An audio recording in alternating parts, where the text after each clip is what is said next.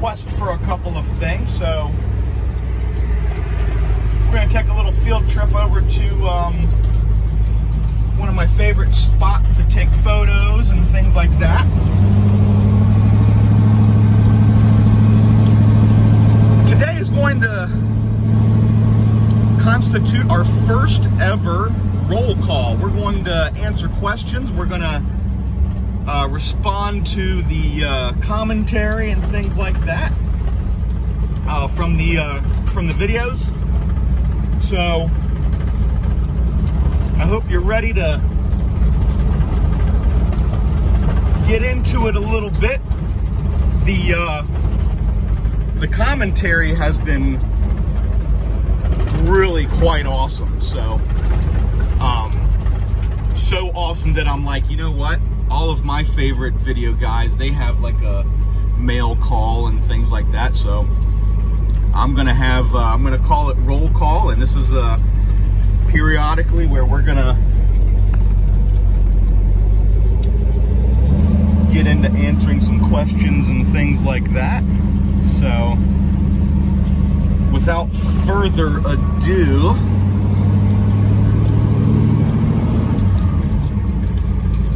here we go. So I've got a list of questions here.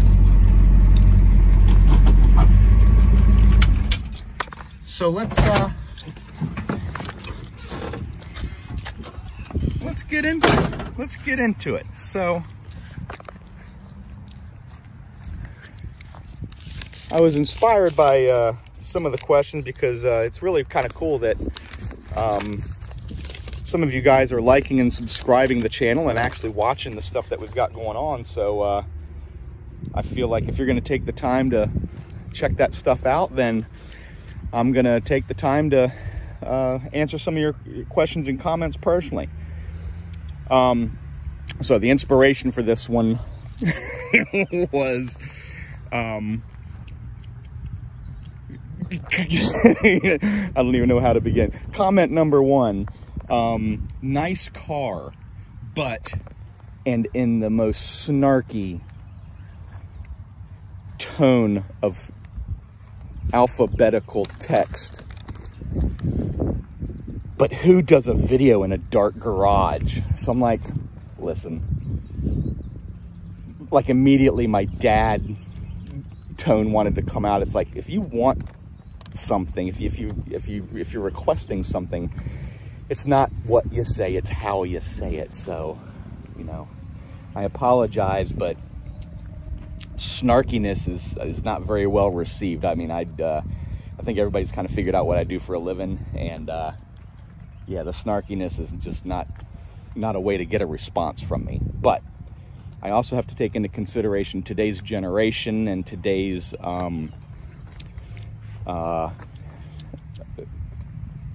the sarcastic tone. I mean, I've got kids, I've got teenage kids, and they don't really mean anything by it when they do that kind of thing. So I'm gonna take it with a grain of salt and address that first. Mr. Snarky, this video is actually for you. We're out of the garage, we're in the beautiful Virginia sunlight, blue skies. So now we can get a look at the car and in the sunlight and everything. I appreciate your compliment. It was a veiled compliment with a little bit of spice, but that's okay. That's okay. We can all take a joke. But yeah, this is for you guys that want to see it in the sun and things like that. You know, the paint, I wouldn't even call the paint a 10-footer. It's a little bit better than a 10-footer, but it definitely needs a reshoot. So there you go. The first 4 minutes of roll call dedicated to you, sir. Wonderful. Question number 2, money pit. Yes, 100%. This is a money pit. It is a money pit with returns, though. The biggest return for me, as I'm sure most of you guys who restore cars are, the return is sort of the therapeutic aspect of it.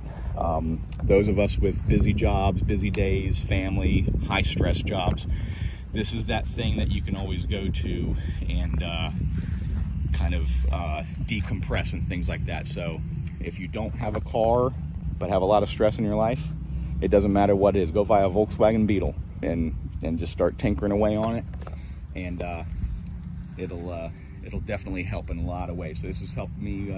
If you've seen my first couple videos, you'll know why this went on. So yeah, it's been a great help for me. All right, brake pedal, dude. Thank you all for the safety concerns. This is this was really eye-opening. People are actually paying attention and watching the videos and really concerned for what's going on. So I really appreciate it. The brake pedal thing, this thing has a brand new single reservoir master cylinder in it. I looked into putting the dual reservoir on there, and I need to put an additional brake line in there. And then the other it's not complicated, but for me in the beginning, the brake light sender is in the brake line. So I was trying to navigate how to do all of that. So I put the dual reservoir thing on hold for a minute, in order to just get all the things that I needed to do it. So it has a brand new master cylinder in it. The brake pedal, answering another question, that is an XL automatic brake pedal. The 4-speed pedal would be half that size, and then there would be a clutch pedal next to it. But the reason that brake pedal is moving around like that is because I don't have the boot on it. And I don't have the boot on it because I know I'm going to be changing everything around. There's no danger of it. I've already checked that it's not going to slide out. If I pull it all the way back or whatever, it's not going to pull out. I also got a Scott Drake adjustable brake pedal rod. I just haven't put that in there yet. So it's all a work in progress. Thank you for the concerns. There's truly no danger to what's going on down there. I'm just kind of waiting for the right timing to redo. I mean, I'm going to have to do some brake line work and things like that. So I decided, I'm just going to enjoy it this summer, and that'll be one of my winter projects, is to get that new master cylinder in there. But anyway, thank you very much for all that love. All right, this dude with a 406 and an 87 Mustang that wants to run for slips, he's running an 855 at 156 miles an hour. Are you out of your damn mind? Have you seen this car? Have you heard the knocking and you're out of your mind. I'd love to see that car run though. Fox body Mustang, man, that's got a special place in my heart. Thank you for the comment. Some of you guys have picked up on the fact that I was actually at a car show this weekend, and somebody noticed the Super Chicken badges on here, and said something about, I like the 427 badges on here, even though, because I just told him that it was a 428, and I said, no dude, those are 428 chicken badges, and those are specifically for, sort of an application like this. So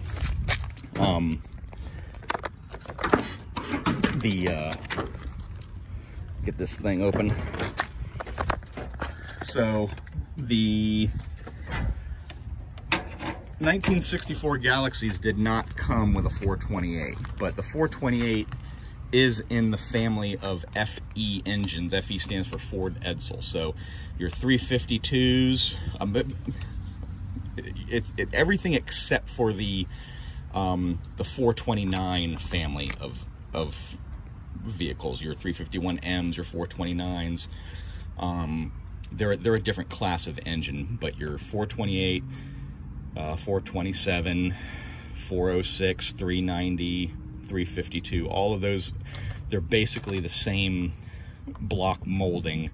They just bore and stroke them a little bit differently, and so there was no problem fitting this engine in this car. So good catch on the fact that they didn't put a 428 in 64 vehicles. Nice observing. Let's see here. The C6 definitely needs a new speedometer gear, 100% correct. I didn't tell the transmission guys to look at that. It's not making a whole bunch of noise or anything like that. It's just that the speedometer's off. So there was no reason for the transmission guy to catch that mistake. But it definitely needs a different gear in there, I guess based on whatever car this came from and the size of the rear end and rear tires and all that stuff. It's just off from what it was, from what it came on. Temperature gauge. So the temperature gauge in the dash is not hooked up.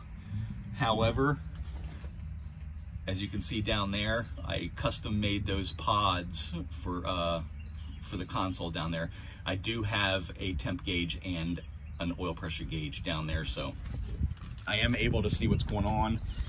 I just didn't see any sense in hooking the dash temp gauge up.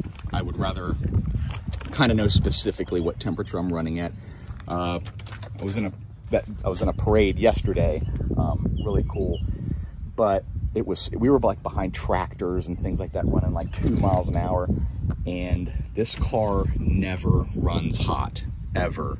And yesterday, in 95 degrees, 100% humidity, she started running a little warm. And I'm glad I had that temperature gauge, because as soon as it got up, probably around 2:15, I was like, you know what, I'm gonna have to dip out. And got myself on a side road and headed on back to the ranch. So that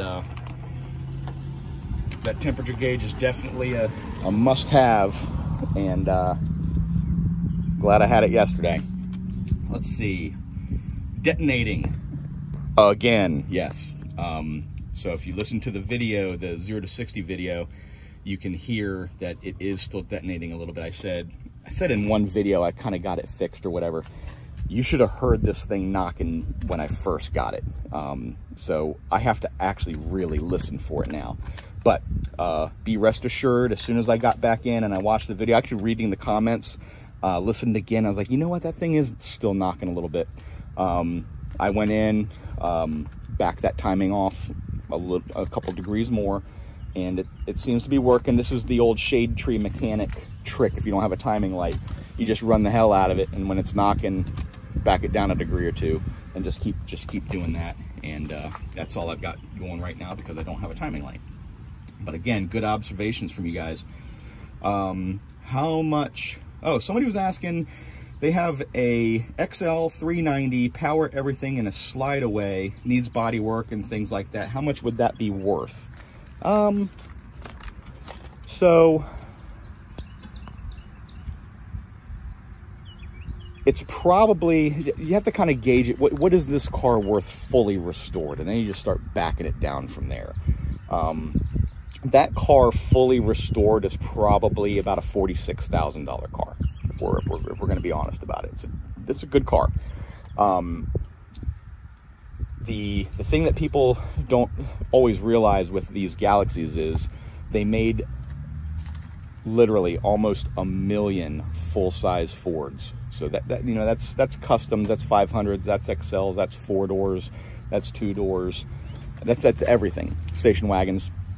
But you got to think about it. There's 1 million of them out there. So unless you're running a P code, that 390 P code is kind of a rare car.